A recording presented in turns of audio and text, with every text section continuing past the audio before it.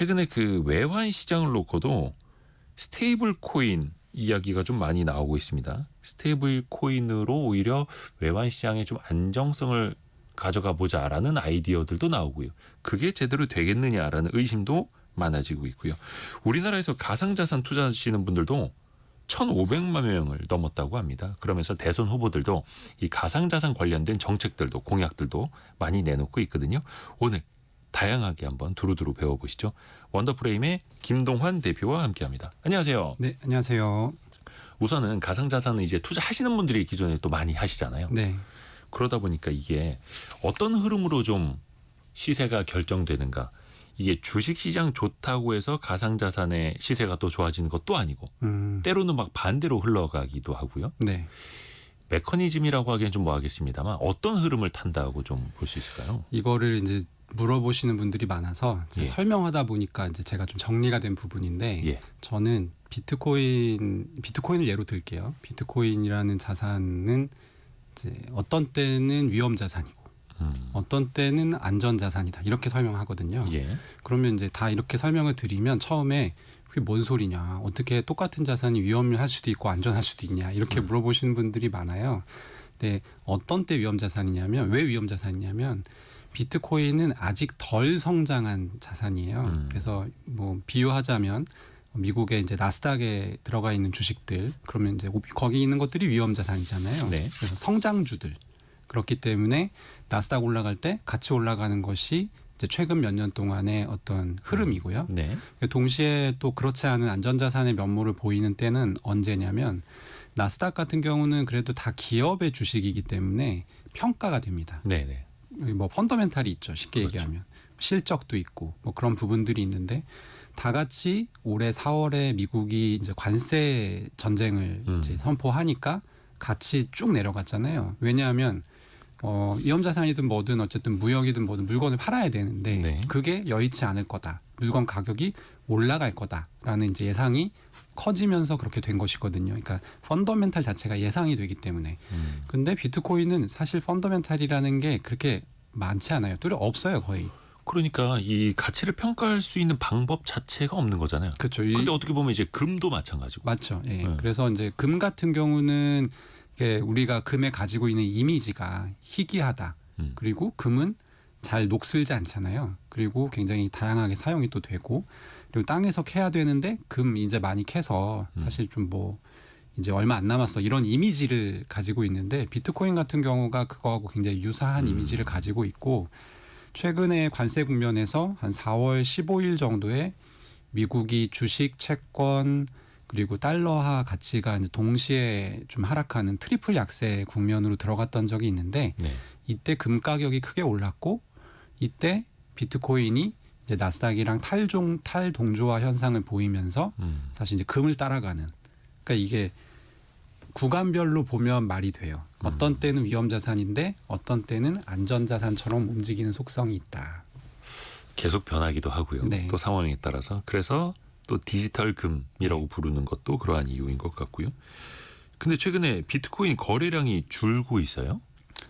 그것도 재밌는 현상인데 예. 지금 가격은 거의 신고점 가까이 와 있거든요. 그렇죠. 근데 올해 그러니까 트럼프 대통령 가격이 언제 올랐냐면 사실 비트코인 가격이 현재 가격이 11만 달러 부근에 와 있는데 작년에 죄송합니다. 트럼프 대통령 당선 즈음만 해도 한 6만 7천 달러 정도였어요. 네. 근데 거기서 트럼프 대통령이 이제 비트코인을 키우겠다라고 선언을 했는데 이 사람이 실제 당선이 되니까 그 효과로 가파르게 오른 그렇죠. 것이거든요. 예. 근데 1월 달에 취임을 하고 나서 뭔가를 해주겠지라고 생각을 해서 실제로 보면 이때 10만 8천 달러까지 굉장히 가파르게 올랐었는데 뭐 이렇다 할 내용이 나오질 않았어요. 그래서 실망감에 이제 크게 하락을 하기 시작했고 사실 1월 달까지는 거래량이 굉장히 좋았고 근데 그 이후에는 네. 이 하락 국면이기도 했고 또 바로 4월에 관세가 왔잖아요. 네. 근데 관세는 사실 투자하시는 분들은 아시겠지만 굉장히 특징이 이 불확실성이 굉장히 큰 이벤트잖아요. 네네. 그러다 보니까 코인 가격이 오르기는 오르는데 사람들이 마음 놓고 살 수가 없는 상황인 거예요. 음. 그러다 보니까 거래량이 과거처럼 많이 나오지 않고 또 최근 상승 그럼 누가 사서 오르느냐? 기관 투자자들 매수가 좀 많이 늘었습니다. 그래서 기관 투자자들이 꾸준히 매수하니까 가격은 오르는데 그렇다고 해서 거래량 자체는 크지 않은 그것도 좀 약간 독특한 상황이 계속 이어지고 있죠. 근데 변동성은 여전한 거죠. 그렇죠. 변동성은 뭐 네. 트럼프 당선 직전과 지금 비교하면 뭐 2배는 조금 안 됩니다만 네. 굉장히 가파르게 올랐고요. 그러면은 기관 입장에서 이제 많이 좀 산다라고 했는데요. 이제 해외 뭐 ETF도 많이 만들어졌고 기관 입장에서는 또 비트코인을 보유한다는 것 자체가 어떻게 보면 그 변동성이 많이 또 노출이 되어 있는 거잖아요. 변동성이 노출이 돼 있는데 저도 사실 이 펀드 전문가는 아니어서 이거는 배워서 아는 건데 네. 그 어떤 포트폴리오 이론이라는 이론이 있대요. 그래서 이 포트폴리오 투자를 할 때 이 포트폴리오 안에 성격이 상이한 자산이 들어가기만 해도 전체 포트폴리오의 수익률이 증가하는 그런 이제 이론이 있답니다. 자산 배분 네, 형태로. 자산 배분의 형태로. 네. 그래서 지금 기관 투자자들의 포트폴리오엔 당연히 비트코인이 없거든요. 근데 제가 아까 말씀드렸지만 얘는 언제는 안전자산처럼 움직이고 언제는 위험자산처럼 움직이는 그러니까 기존에는 없었던 종류의 자산이란 말이에요. 그러니까 이걸 넣기만 해도 전체적인 수익률이 증가하는 효과가 있고 그래서 작년에 1월 달에 이제 비트코인 현물 ETF가 미국에서 출시됐을 때 사실 기관 투자자들이 조금이라도 그러니까 그때 가격 상승을 예상을 했었던 사람들의 그 근거가 뭐였냐면 많이 산다가 아니었어요. 네. 많은 기관 투자자들이 자기 포트폴리오에 뭐 적으면 0.5%, 많으면 뭐 2%, 3% 요렇게 편입이 된다고 하면 그걸 다 모으면 굉장히 많은 양이 될 거다라고 해서 가격 상승을 예상을 했던 것인데 아무튼 그게 지금 실현이 되고 있다고 보시면 될 것 같습니다. 또 하나가 비트코인 말고 이더리움 네. 같은 혹은 리플 같은 이제 다른 코인들 있지 않습니까? 네. 뭐 시총 2등이죠. 네. 이더리움은. 때로는 비트코인이랑 가격이 비슷하게 가기도 하고 완전히 멀어지기도 하고 그러거든요. 물론 이제 때에 따라서 상황에 따라 달라질 수는 있겠습니다만 이걸 일반적으로 좀 설명을 한다면 어떻게 우리가 해석을 해야 될까요? 저는 그렇게 얘기하는데요. 비트코인을 제외한 가상자산은 굉장히 다르다. 이 시가총액 2위인 이더리움조차도 어떤 부분에서 가장 다르냐면 비트코인은 가령 제가 이제 이대호 선생님한테 뭐 1비트코인을 보내고 싶어요. 네. 근데 뭐 가정을 하자고요. 정부에서 이대호 선생님 굉장히 싫어해요. 그래서 이대호 선생님한테 돈을 주는 사람이 아무도 없었으면 좋겠어. 라는 생각을 한다고 가정합시다. 그러면 이 어떤 정부냐에 따라서 제가 못 보낼 수 있겠죠. 그럼 중국 정부가 그런 생각을 하고 있다. 네. 그럼 좀 어렵겠죠. 송금이. 그게 티가 난다는 거죠. 기록으로. 기록이 아니라 중간에서 차단을 하죠. 가령 은행망을 쓴다. 네. 이대호 계좌는 동결해. 일반 돈이라면 네네. 막아버려. 이런 게 가능하죠. 그리고 실제로 이런 것들이 지금 테러 자금이라든지 아니면 자금 세탁을 상시적으로 하는 범죄 집단이라든지 이런 곳에 적용이 되고 있는데 비트코인의 가장 큰 장점이 뭐냐면 내가 상대방한테 돈을 보내고자 마음먹었을 때 지구상의 누구도 그걸 막을 수 없다는 그게 장점이고요. 이게 비트코인과 다른 코인들과의 가장 큰 차이점입니다. 근데 이더리움 같은 경우는 이거를 막을 수 있다라는 게 이미 한 차례 증명이 됐거든요. 그러니까 뭐 미국 정부가 예전에 토네이도 캐시라고 해서 북한 해커들이 자주 사용하는 프로그램이 있는데 네. 이게 어디서 어디로 돈이 흐르는지를 좀 이렇게 알 수 없게끔 섞어놓는 역할을 하는 프로그램이에요.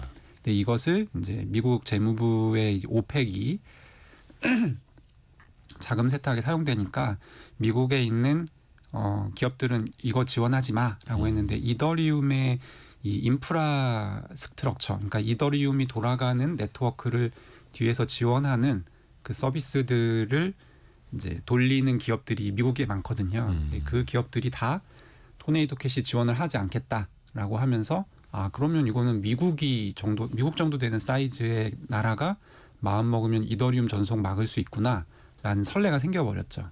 그래서 요게 가장 큰 차이이고 그리고 제가 생각할 때는 이게 근본적인 어떤 가치의 차이 그리고 이런 시세의 차이까지 연결되는 게 아닌가 싶습니다.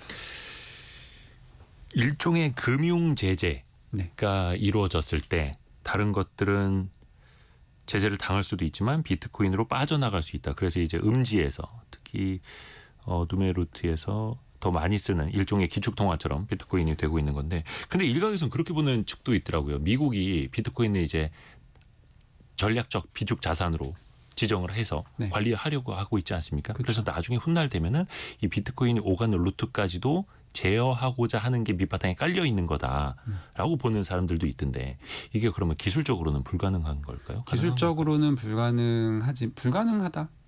그러니까 어렵지만 네. 기술적인 방법이 아니라 가령 이런 방법을 쓸 수 있죠. 지금 ETF로 들어오는 비트코인이 굉장히 많아졌거든요. 네네. 그럼 ETF로 들어왔다는 건 비트코인을 ETF라고 하는 그 주식의 어떤 껍데기 같은 걸로 이렇게 쌌다라고 보시면 돼요. 싸서 갖고 있다. 갖고 있다. 네. 그러면 이제 비트코인, 그러니까 원래는 비트코인 원물로 지갑 대 지갑으로 전송이 되어야 되는데, 이 비트코인이라는 생태계가 어떻게 지탱이 되냐면 이 전송을 하는 과정에서 그럼 수수료를 낼 거 아니겠어요? 네. 네트워크 이용료를. 그래서 이 수수료를 채굴을 하는 사람들이 가져갑니다. 네네. 이 채굴을 하는 사람들에 의해서 이 네트워크가 건강하게 유지가 되는데, 그러니까 쉽게 얘기하면 일정 수준의 거래가 계속 이루어져야지 비트코인 생태계가, 네트워크가 건강하게 유지가 될 수 있어요. 네. 그럼 미국이 만약에 이걸 망가뜨리고 싶다. 모든 비트코인을 ETF로 싸버리면 돼요. 그러면 ETF로 싸져 있는 상태의 비트코인은 전송되지 않거든요. 네네네네. 그러면 실제로 비트코인 원물을 통해서 전송하는 비트코인 전송량이 줄어들게 될 거고, 그리고 이제 ETF가 사실 더 편하니까 기존 금융하는 분들한테는 ETF 상태로 전송을 시키는 뭐 그런 기술도 나올 수 있죠. 그러니까 거의 다 펀드로 보유하게끔 만들어 버리면 그렇죠. 거래량 자체가 줄어들 수도 있다. 물론 이제 그게 가능할지는 모르겠습니다만은, 왜 지갑이라는 형태로 우리가 주고받게 되지 않습니까? 그러면은 이게 그 지갑의 뭐 번호라고 해야 되나? 아이디 같은 게 있지 않습니까? 있죠. 그것만 알면 이게 누구 거라는 걸 특정 지을 수 있다면서요. 그거를 알아도 특정 지을 수는 없는데, 그러니까 가령 1, 2, 3, 4, 5, 6, 7이라는 지갑이 있다 치자고요. 근데 이게 이대호 선생님의 지갑인데 1, 2, 3, 4, 5, 6, 7이랑 이대호는 연결이 안 돼요. 근데 이대호가 자꾸 이 지갑을 써요. 그러면 저 지갑이 이제 어떤 만들어내는 어떤 자금 이체의 형태, 기록, 이런 것들은 특정이 되죠.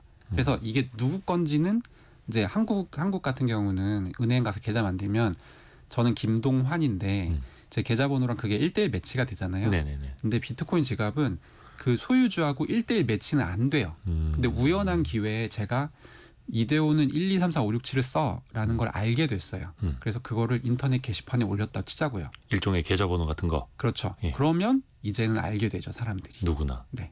그러니까 그게 노출되면 사실은 좀 불편해지는 거고, 너무 이제 주제가 이쪽으로 가버리면 안 되니까. 그래서 과연 미국이 이 비트코인을 가지고 전략적 비축 자산으로 선정을 했는데 그 이후에 어떤 전략이 숨어 있는 거냐, 이것도 이제 많이 또 해석을 하고 싶어 하더라고요. 참고로 저희가 뭐 비트코인 이야기를 하긴 했습니다만, 요거는 저희가 뭐 투자를 안내해 드리려는 건 결코 아니니까 오해는 없으시길 바라겠습니다. 자, 이제 스테이블 코인이라는 걸 한번 또 배워봅시다. 특히 이게 이번 대선 과정에서도 몇몇 후보들의 또 공약으로 나오고 있지 않습니까? 네. 스테이블 코인이 좀 생소하기도 하고 개념이 좀 어렵기도 합니다. 코인은 변동성이 큰 건 줄 알았는데 스테이블, 안정적이다라는 뜻이잖아요. 그렇죠. 어떤 의미입니까 이게? 스테이블 코인은 말 그대로 안정적인 코인인데, 왜 안정적이냐면 컨셉이 이래요. 한 개의 코인의 가치가 특정 법정 통화 하나의 가치에 추종하게끔 설계가 된 코인이에요. 그 값이 변하는 대로 따라다니게끔. 그렇죠. 똑같이 그래서 연동되게끔. 달러와 스테이블 코인의 경우에는 한 개가 1달러. 원화 스테이블 코인은 뭐 지금은 없습니다만 만들어진다면 1원이 한 개가 1원. 이런 식으로 이제 쫓아가게끔 설정이 되어 있는 코인이라고 보시면 됩니다. 근데 이것도 방식이 조금씩은 차이가 있더라고요. 네. 예를 들어서 달러에 연동하는 코인이라면 그만큼 달러를 보유하고 있든지 미국 국채를 보유하고 있든지, 네. 그리고 이거는 실질적인 현물이 있는 거니까 그렇죠. 예전에 금 본위제처럼 그렇죠. 뭐 1온스당 뭐 35달러 이렇게 연동이 되는 거지 않습니까? 네. 이게 가장 안정적이라고 봐야 될까요? 이 방식이? 거의 지금 그 방식만 그 일반인이라고 하시면 그런 코인들밖에 만나기가 어렵고요. 그리고 미국에서도 지금 스테이블 코인 얘기가 계속 나오고 있는데 그 이외의 방식에 대해서는 고려하고 있지 않습니다. 그 스테이블 코인 하면은 이제 테라루나 사태 많이들 떠올리실 텐데 테라루나는 이 법정 화폐를 보관하고 있던 그 방식은 아니었던 담보물이 없이 예. 이제 알고리즘 스테이블 코인이라고 해서 특정한 수학적인 알고리즘을 통해서 이제 그 뭐 1달러 달러화 스테이블 코인인데 알고리즘이라고 하면 알고리즘을 이용해서 1달러 가치를 계속 유지하도록 이제 하는 그런 방식이었죠. 그러니까 어떻게 보면 이제 컴퓨터 계산식을 통해서 그걸 따라다니도록 만든 건데 그게 한번 깨지고 나니까 와르르 무너졌던. 그래서 지금은 이런 알고리즘 기반으로 한 스테이블 코인은 거의 나올 수가 없다 이렇게 보면 됩니까? 있긴 있는데 예. 그 시가총액이 크지 않고 예. 뭐 그렇게 테라루나라는 사태를 한번 겪었잖아요, 우리가. 그래서 앞으로 더 뭐 그게 활성화될 가능성은 없을 것 같습니다. 그러면 이제 스테이블 코인이라는 걸 왜 만드는 겁니까? 왜 목적. 만드는 거냐? 그러니까 어떤 분들이 그런 이야기를 하더라고요. 탈중앙화. 네. 그러니까 중앙으로부터 벗어나려는 중앙은행과 국가의 통제를 받지 않으려는 코인을 만드는 건데 역설적으로 뒤집어서 생각을 해보면 탈중앙화 하겠다면서 왜 그 코인을 달러를 사놓고 미국채를 사놓느냐. 그게 곧 다시 중앙화로 찾아 들어간 것 아니냐. 앞뒤가 안 맞지 않는 이렇게 또 보는 목소리도 있더라고요. 요거는 약간 옛날 얘기하면서 예. 하듯이 하면서 해야 재밌어요. 네. 스테이블 코인이 보통 인간 세계로 처음 기어 나온 것이 이제 2018년, 네. 17년, 18년 요때쯤인데 그때 이제 무슨 문제가 있었냐면 암호화폐는 말씀하신 대로 탈중앙화에 대한 그 이상이 되게 강했어요. 예. 그래서 어디서든지 거래소를 만들 수 있지 않냐 이런 생각들을 사람들이 많이 했고 네. 거래소를 만들어 놓고 거래를 시키려다 보니까 코인을 사야 되잖아요. 근데 코인 뭘로 사겠어요? 돈으로밖에 돈으로 살 수가 사야죠. 없단 예, 말이에요. 그렇죠. 근데 이제 문제가 외환의 문제가 발생합니다. 모든 나라에 외환 문제가 있어요. 그래서 자기 나라에서 자기네 나라 돈을 포함해서 달러도 마찬가지로 쉽게 나갈 수 없는 구조가 만들어져 있고 네. 암호화폐 거래소로 돈 보낸다고 하면 아무도 안 받아주죠. 그러다 보니까 이제 나온 물건이 스테이블 코인입니다. 그러니까 외환 규제를 우회하기 위해서 처음에는 만들어졌다고 보시면 될 것 같고, 그런데 이 이제 스테이블 이 보통 인터내셔널 그 거래소라고 하거든요. 이렇게 국가 소속이 아니라 어디 이제 둥 떠 있는 어느 나라에 있는지 모르지만 사람들이 어쨌든 코인 거래를 열심히 하는 그냥 글로벌 거래소. 그렇죠. 네. 근데 이 스테이블 코인이라는 발명품 때문에 이 거래소가 거래량이 글로벌 1위가 됐어요. 바이낸스라고 하는 거래소인데 네. 그러면서 스테이블 코인이 알려지게 됐고 그러니까 사실상 지금도 굉장히 다양하게 사용이 돼요. 실제로 유럽이나 이런 곳에서는 뭐 베이커리 이런 데서 또 빵 살 때 사용합니다. 실제로요. 네. 그리고 동남아 가보시면 이제 그랩이라고 해서 그 우버 같은 우버 같은 승차 공유. 거기서도 스테이블 코인 사용할 수 있고 그러니까 금융 환경이 약간 낙후됐다, 열악하다 싶으면 여지없이 요즘은 스테이블 코인 사용이 다 병행할 수 있게끔 되어 있고 오히려 달러 쓰는 것보다 스테이블 코인을 쓰는 게 더 편리할 수도 있는 거야 나라별로. 편리하기는 훨씬 편리하거든요. 왜냐하면 달러는 일단 나라를 건너갈 때마다 뭐 이제 만약 달러를 어떻게 보유할 건지도 사실 되게 그렇고, 문제고, 환전도 그렇고. 네, 환전도 문제고. 근데 이런 부분들이 굉장히 편리하기 때문에 근데 지금 제일 많이 사용되는 건 글로벌리는 사실 여전히 거래소에서 코인 사고 팔 때 많이 사용돼요. 그냥 매매. 네. 투자 차익을 얻기 위한 매매가 사실은 가장 많고. 근데 동남아라든지 달러가 필요한 나라 혹은 그 거래를 또 자유롭게 하고자 하는 나라에서는 이미 스테이블 코인이 많이 또 거래 용도로 쓰고 있다. 그러니까 그렇죠. 매매가 아니라 화폐 화폐용. 대용으로. 그러니까 우리가 흔히들 하는 이야기가 그래서 비트코인이 지금 사상 최고치 가도 그거 갖다가 짜장면 사 먹을 수 있냐 이렇게 반문을 많이 하는데 실제로 그게 사용되는 나라들이 많다라는 거죠. 대신에 비트코인이 아니라 스테이블 코인으로. 네. 완전히 이제 화폐를 일정 부분은 대용을 또 하고 있다라는 거고요. 이거는 그러면은 화폐의 안정성이 떨어지는 나라에서 더 많이 나타나는 현상.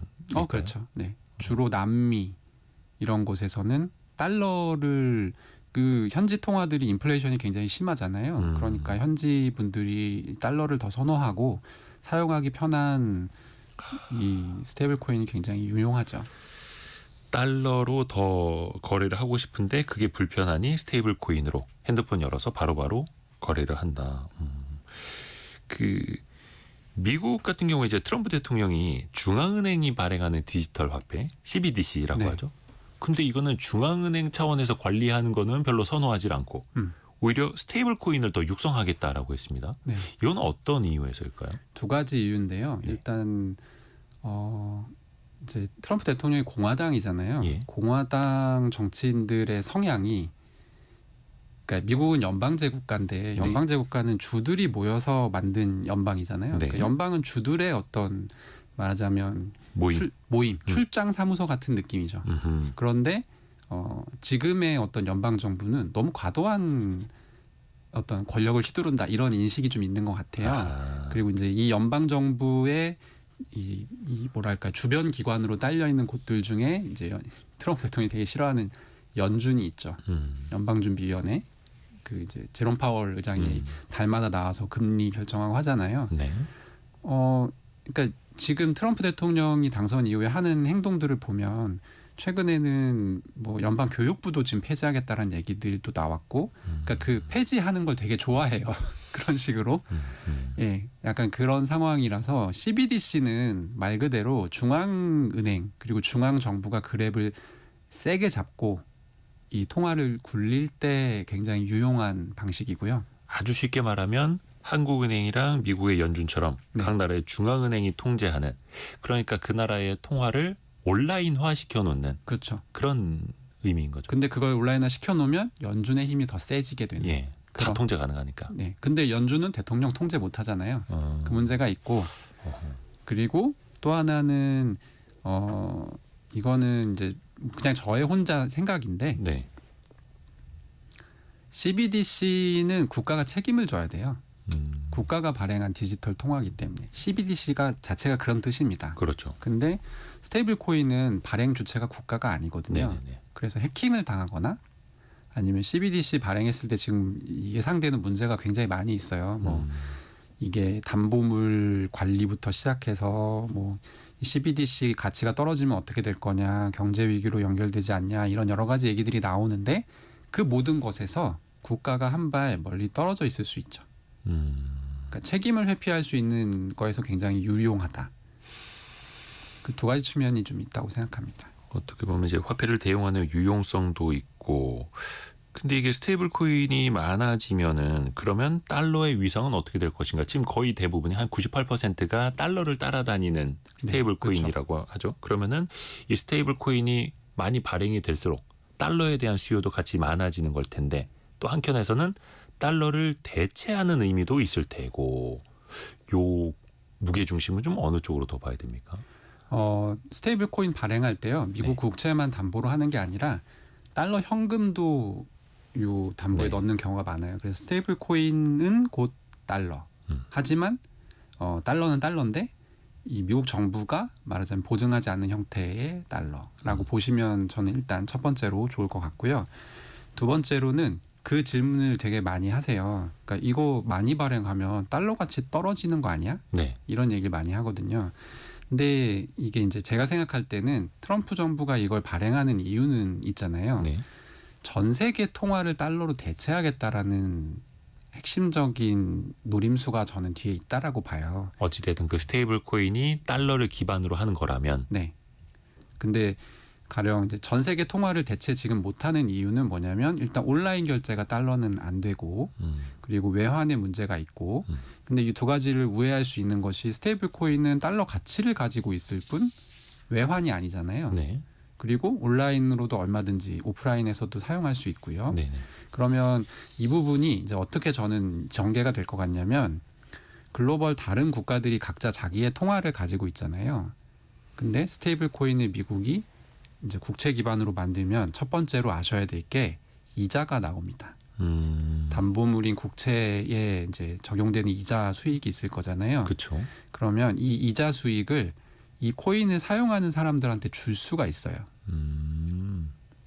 그러면 원화는 내가 사용하면서 이자 못 받잖아요. 네네네. 근데 저건 달러랑 가치가 똑같은데 사용하면서 이자를 준대. 일종의 채권처럼 혹은 ETF 분배금 나오듯이 그렇죠. 배당금 나오듯이 네. 지금 블랙록이 한 작년 정도부터 요 시험 사업을 하고 있거든요. 이미 아하. 일별로 줍니다. 하루에 한 번씩 이자를 줘요. 연배당 월배당도 아니고 일배당입니다. 일배당이요? 이게 디지털의 이제 약간 섹시한 점인데. 야. 네. 현금 흐름을 찾는 사람들 입장에서 보면은 또 매력을 느낄 수 있는 거네요. 그 그리고 이제 흐름에서. 거꾸로 이 스테이블 코인은 그럼 누가 발행하느냐. 지금 사실 이제 좀 이따가 얘기할 건데 미국에서는 스테이블 코인 발행 법안, 규제 법안을 어떻게 짤 것인지를 놓고 공화당과 지금 민주당이 굉장히 치열한 다툼을 벌이고 있어요. 두 가지가 쟁점입니다. 하나는 제가 얘기했던 은행. 네. 아니, 은행이 아니라 이 이자. 네네. 이자를 발급할 수 있게끔 할 거냐, 못하게 할 거냐. 그리고 두 번째는 빅테크 기업들을 어디까지 열어줄 거냐. 이 부분이거든요. 그렇죠. 빅테크 기업들이 너도나도 이제 스테이블 코인 막 발행을 해갖고 네. 엄청난 또 이제 시장 장악을 하게 되면 그렇죠. 그 권력이 막강해질 거 아닙니까? 엄청 막강해죠. 왜냐하면 이제 지금 메타 같은 경우는 과거 페이스북 시절에 스테이블 코인을 만들려고 했어요. 리브라라고 하는 리브라 나중에 DM. 메타버스 시대에 그쪽에서 쓸 수 있는 통화. 그렇죠. 그래서 지금 이제 가령 인스타그램이라든지 아니면 트레드라든지 아니면 페이스북에서도 얼마든지 상업 활동이 많이 일어나거든요. 그런 것에 기반이 되는 통화를 다 그냥 그걸로 시켜버리면 되는 거예요. 옛날 그 싸이월드 도토리처럼. 그렇죠. 그런데 그 도토리가 달러화를 기반으로 한다면 그렇죠. 강력해질 수 있다는 거죠. 그리고 테슬라 같은 경우도 가령 테슬라 코인을 만든다고 치자고요. 그러면 여기에 국채가 단기 국채 3개월물을 넣는데 그럼 뭐 이자를 한 3% 정도 이자가 연이자가 발생한다고 쳐요. 그러면 테슬라는 이걸로 자동차 금융을 할 수 있어요. 그러네요. 그래서 아까 제가 얘기했던 공화당과 민주당이 왜 첨예하게 다투고 있냐면 과거부터 전통적으로 민주당 계열은 이 월가의 지지를 받아왔어요. 네네. 금융기관, 은행. 그래서 이 질서를 지켜주고 싶어 합니다. 근데 공화당은 한 번도 월가는 공화당을 지지한 적은 없거든요. 그러니까 이제 실리콘밸리의 기업들이 공화당의 이번 선거에 트럼프 대통령 당선됐던 선거에 붙었죠. 그래서 실리콘밸리의 이 기업들한테 말하자면 은행으로 행세할 수 있는 이것은 첫 번째 관문이 될 수 있어요. 일종의 월가의 권력을 분산시켜 주는 거예요. 그렇죠. 그래서 그 사실은 굉장히 파급력이 큰 것이 예. 우리가 지금 사실 생활할 때 굉장히 큰 기업들의 서비스들을 많이 이용하잖아요. 저 같은 경우는 한국에 있으니까 이제 네이버나 네이버페이나 뭐 이런 것들을 많이 사용하게 되는데 네이버에서 가령 스테이블 코인 만들었다? 달러와 스테이블 코인을 만들었다? 그러면 제일 먼저 벌어지는 현상이 뭐냐면 거기서 제가 소비하는 게 한국 정부 통계에 안 잡힙니다. 네. 대신에 이 생활권은 그러니까 저는 한국에 있지만 예. 달러 사용하는 미국 생활권으로 포섭이 되게 돼요. 이거 이해 가시나요? 재밌어지네요. 네. 예. 그래서 제가 아까 말했잖아요. 그 달러 가치 하락을 걱정할 필요가 없다고. 달러 가치보다 다른 통화들의 가치가 훨씬 빨리 떨어질 겁니다. 달러 자산 보유자가 돼버리니 네. 그 여기에서 이 질문 한번 드려볼게요. 1880님이 테라루나 또 이제 스테이블 코인인데 대폭락으로 문제가 됐었는데요. 이렇게 말해 주셨는데 그거는 저희가 앞부분에 좀 설명을 해드렸죠. 그래서 이 법정 화폐 미국의 달러나 국채를 가지고 그만큼 준비 자산으로 갖고 있는 코인들만 현재 네. 스테이블 코인으로 사실상 남아 있다라는 거고 알고리즘 기반으로 했던 테라루나 같은 경우에는 이제 대표적으로 실패한 케이스였다라는 걸 설명을 해드렸고요. 근데 아마 이런 염려도 가능할 겁니다. 예전에 조지 소로스의 퀀텀 펀드가 영란은행을 공격을 해서 파운드화의 실질 가치 엄청나게 떨어졌던 적도 있고 당시에는 그 마르크였나요? 같이 이제 연동이 되던 패깅이 됐었던 건데 또 미국 같은 경우에도 달러를 금에 연동하는 금 본위제를 하다가 이른바 닉슨 쇼크라고 하죠. 나중에 손 들었죠. 그러니까 미국의 중앙은행도 그리고 영국의 중앙은행도 어떤 연동 체제, 패깅 체제를 가져가다가 결국 실패를 했는데 네. 하물며 이 코인이라는 게 정말로 안정적으로 달러와 연동해서 갈 수 있을 것인가? 이 부분은 어떨까요? 일단 첫 번째 그 기제는 심리적인 기제가 있죠. 이게 은행에 똑같은 양의 똑같은 가치의 미국채 내지는 현금이 예치돼 있다며 그럼 저 가격은 저 가격이 맞잖아. 라고 하는 그 이제 부분이 심리적인 기제가 있고 네. 실제로 달러 스테이블 코인의 어떤 가치를 어떤 식으로 이게 유지가 되냐면 계속 끊임없이 시장에서 매수 매도가 있어요. 네. 그런데 떨어지면 이게 이 가격에는 싸네 하면서 누가 사요. 그래서 이제 올라가고 계속 이게 진동이 있거든요. 어떻게 보면 이제 시장의 자정작용으로 인해서 그러니까 그 외환 시장에서 그 환율 결정되는 거랑 동일한 메커니즘입니다.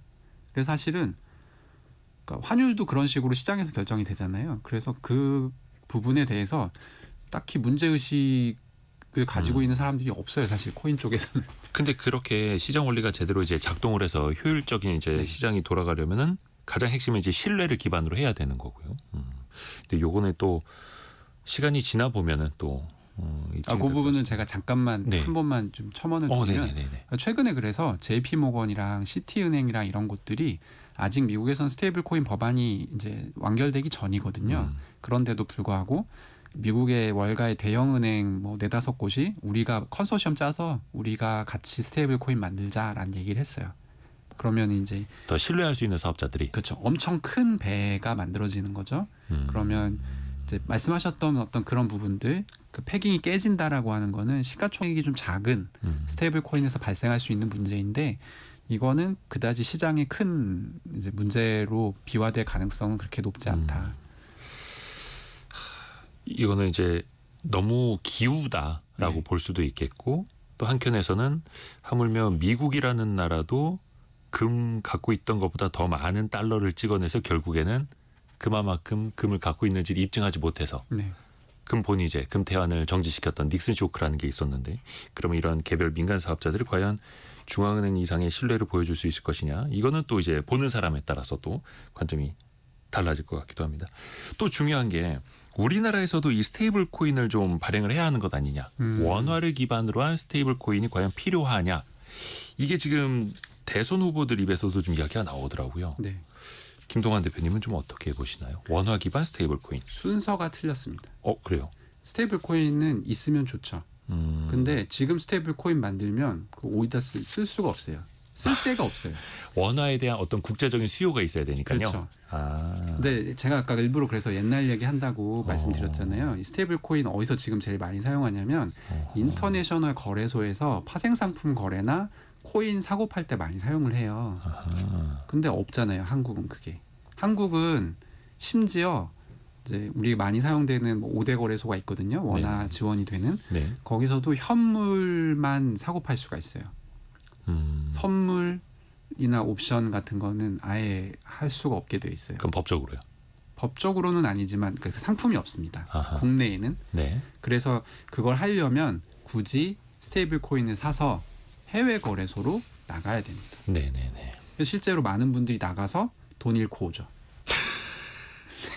이게 굉장히 심각한 저는 국부유추야 생각하고 있어서 스테이블 코인을 만드는 건 좋은데 이 코인을 유지하기에 필요한 인프라가 뭔지에 대한 논의가 지금 공통적으로 없어요. 그 근본적인 건 원화에 대한 글로벌 수요가 있어야 된다는 그렇죠. 거고. 뭐 예를 들어서 원화 스테이블 코인이 생긴다면 한국을 찾는 외국인들이 달러 원화 환전할 필요 없이 원화 기반 스테이블 코인 사서 우리나라 돌아다니면서 이걸로 결제는 할 수는 있겠으나 그 자체가 글로벌 전체적으로 봤을 때 크지는 않을 수 있으니까요. 되게 재밌는 게 그 아까 제가 얘기했었던 글로벌 1위 거래소라고 하는 바이낸스 거래소의 한국 사용자가 몇 % 정도 될 것 같으세요? 글쎄요, 많이 거래하지 않나요? 뭐 사람마다 좀 다른데 지금 오피셜 나온 자료는 8%에서 12% 사이로 알려져 꽤 있거든요. 많은 거네요.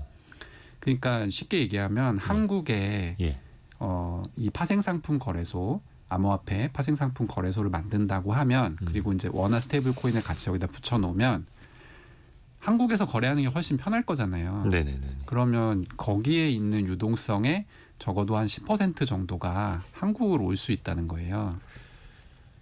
근데 이제 그거는 어떻게 보면 원화 기반으로 해외 나가서 이게 사용을 해서 또 원화가 글로벌화 된다라는 개념이 아니라 해외 거래소에서 매매하던 걸 국내 거래소 와서 매매하세요. 그냥 매매만 국내로 드리는 그 정도밖에 안 되지 않을까요? 매매만 국내로 드리는 건데 이게 전체 스테이블 코인의 시가총액을 늘려주는 효과가 있기 때문에 마중물이라는 측면에서 굉장히 유용하고요. 시장을 만들 수 있다. 네, 시장을 만들 수 있고 지금 그러니까 공통적으로 원화 스테이블 코인 얘기했을 때 지적되는 사항이 그거거든요.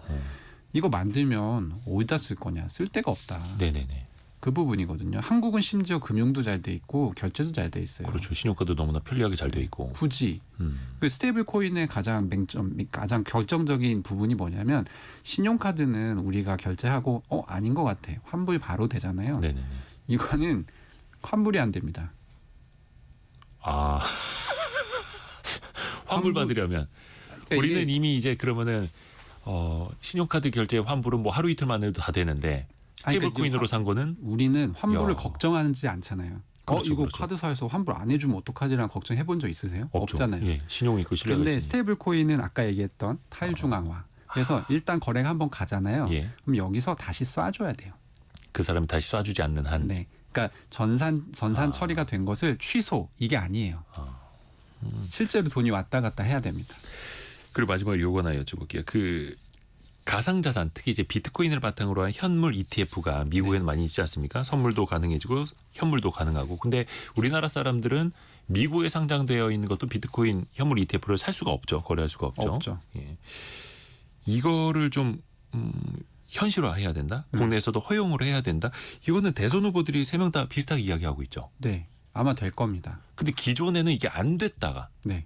대선을 기점으로 그럼 달라진다라는 겁니다. 왜냐하면 그 사이에서 뭐가 달라지는 걸까요? 정말 이 청취자분들의 사회적 교양을 돕기 위해서 제가 솔직하게 얘기하면 이 가상자산 관련한 이슈가 대선 공약으로 나온 적이 거의 없어요. 이번이 거의 처음이죠. 네, 이게 굉장히 중요해요. 왜냐하면 대통령이 시켜야 한국의 공무원들은 입장을 바꿉니다. 근데 그런 게 없으면 한 번 정해진 입장이 잘 바뀌지 않거든요. 왜냐하면 그러니까 가령 한국 같은 경우는 2018년에 이미 가르마를 탔어요. 이 시장을 활성화시키지 않는 것으로 금융위 금감원 뭐 이런 곳에서 그때 이건 위험한 시장이야. 뭐 네, 이렇게. 그렇게 다 가르마를 탔고 예전 금융위원장은 그게 위험한 거라는 걸 어른들이 알려줘야 된다 이렇게 그렇죠. 또 발언을 하기도 했고. 네, 금융위원장이 그렇게 얘기를 하는데 어느 공무원이 이거 지금 미국이 하는데요? 바꿔야 되는데요? 그 얘기는 금융위원장이 틀렸다는 얘기잖아요. 그러니까 그 얘기가 거론되지 않죠. 그러니까 사실 이것도 되게 넌센스인데, 그러니까 그냥 이 미국이 했으니까 해주면 좋잖아요. 사실 미국이 지금 글로벌 금융의 스탠다드인데, 근데도 결국에는 대통령이 한마디 안 하면 이거 안 바뀝니다. 아하. 하여튼 이번에는 또 이제 많이 달라질 수도 있겠고 인식도 그렇고 스테이블 코인 이야기도 나오고 있는데 또 대선 이후에 또 어떻게 달라지는지도 계속해서 들어봐야겠습니다. 조금 어려웠다는 분들이 좀 계시네요. 근데 저희가 또 이제 깊이 있게 전달해 드리려다 보니까 많이 깊이 들어가긴 했습니다. 권인숙님처럼 다시 듣기 해야겠어요. 이렇게. 이것도 좋은 방법입니다. 오늘 원더프레임의 김동환 대표 통해서 코인, 자산, 가상자산 그리고 스테이블 코인까지 이야기 들어봤습니다. 고맙습니다. 네, 고맙습니다. 라디오 정보센터 다녀옵니다.